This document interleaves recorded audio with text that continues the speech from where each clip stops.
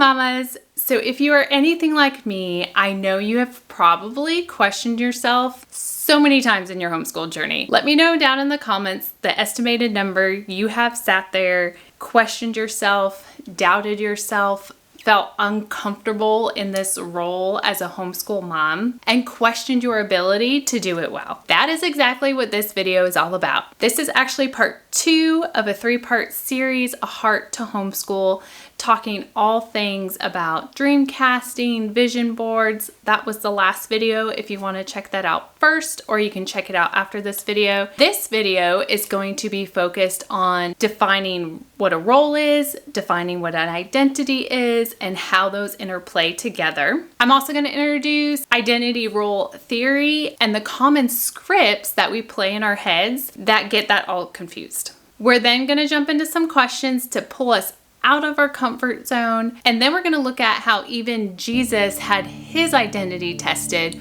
what his response to it was, and how when those negative thoughts come in, we're going to have a list ready of positive identity I am statements.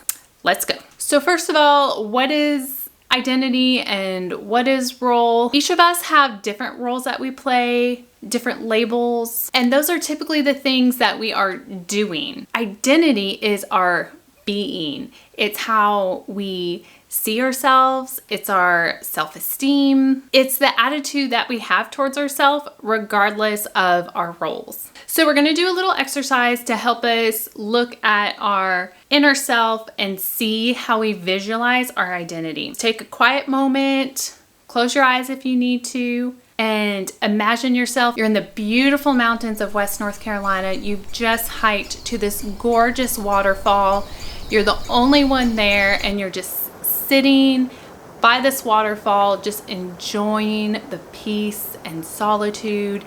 And for the next 15 minutes, you just get this space to yourself, sitting there, enjoying the moment.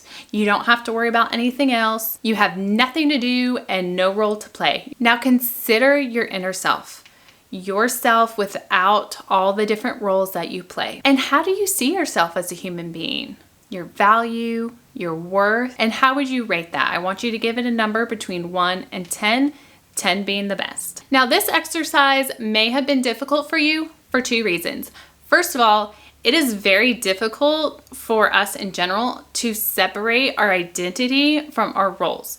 You know, very often when you first meet somebody and you're getting to know them, what are you talking about? You're usually talking about what you do for work. You're usually talking about your hobbies, what you like to do.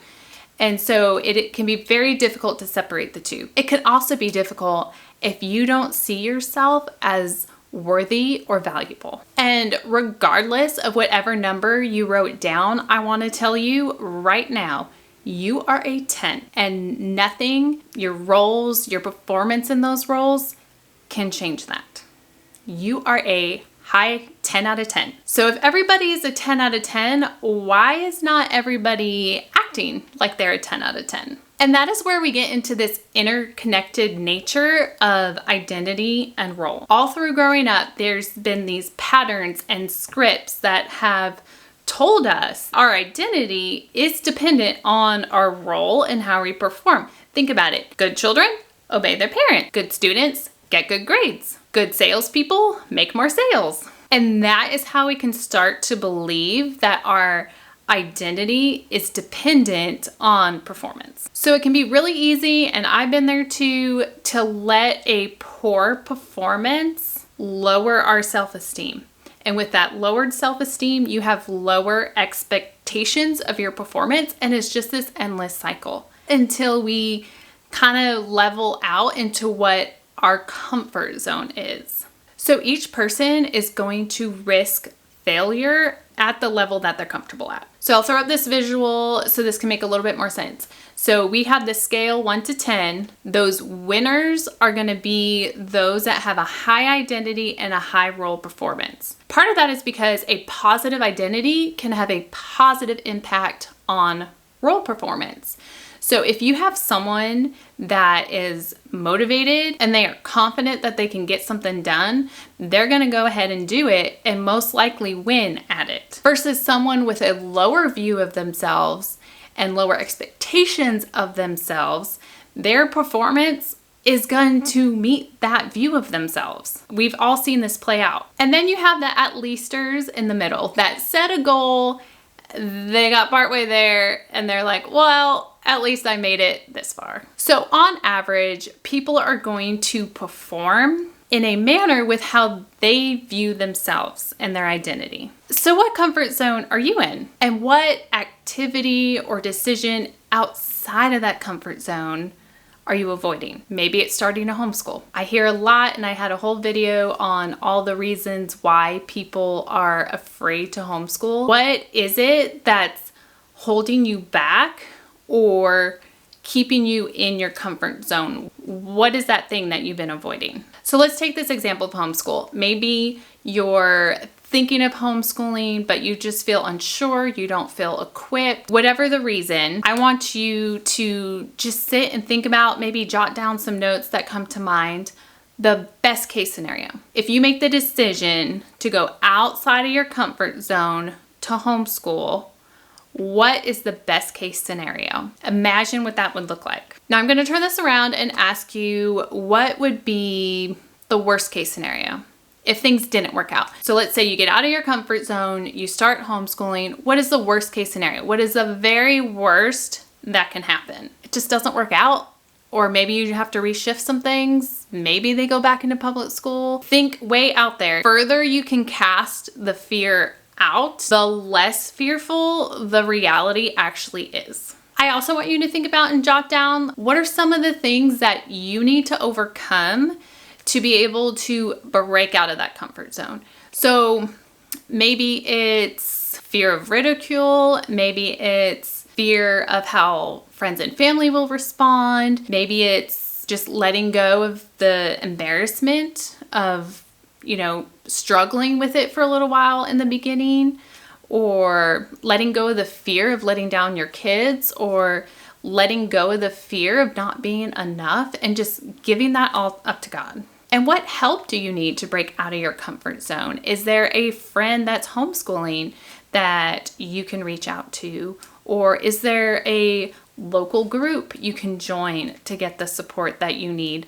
Try to think and identify those things that you need for help to break out of your comfort zone. And one of the things that you can do to help that, or at least has helped me, is have a list of positive identity statements that I can be looking at all the time. And I want to encourage you, because there have been so many times where I have sat and questioned, should I be homeschooling? Am I good enough to homeschool? And there have been really tough days where it does not go smooth. Plans go out the window. I'm yelling, they're screaming, and it's not good. And I question my ability to perform in my role, which then negatively impacts my identity and how I see myself. And that can easily turn into an endless downward spiral if my identity is not rooted in Jesus and in truth. And I want to encourage you, because even Jesus had his identity tested. And this is from a sermon by Tim Mackey, founder of the Bible Project. So I'll link his episode below because it is so good. And I am just touching the surface. But as it relates to what we're talking about today, in Matthew 3, at the end of chapter 3, Jesus was just baptized by John the Baptist, dove descended, and God declares, "This is my son with whom I am well pleased." Obvious identity. The very next verse, the beginning of chapter 4, Jesus' temptation in the wilderness. That word tempted is parazo. I'm not sure I'm pronouncing that right, I think. And the basic idea of that word is basically a difficult circumstance to test the truth of who you are. And I'm telling you, those are going to come. So have these I am statements ready, because the tempter came to Jesus and his words were, "Oh, are you really the Son of God?" He was trying to undermine the trust that Jesus had in the Father and his loyalty to the Father. And he does the same thing to us. As a follower of Jesus, and I'm going to say, especially as a mom and a homeschool mom, you are going to have these wilderness tests where you're going to have voices that will cause us to question our identity and our loyalty to Jesus. And that story is important, that it has merit and weight, not just because it's in the Bible, but because How else would they have known to write it down if Jesus hadn't told him about that experience himself? He's letting us know that those tests will come and that we need to be ready and know the truth of our identity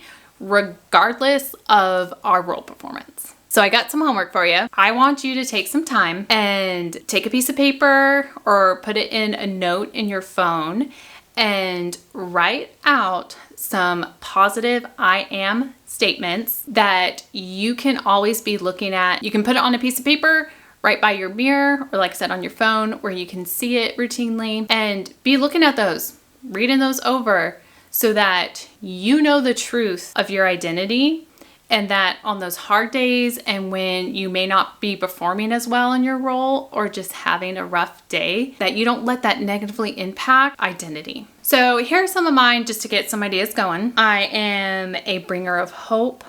I am worthy.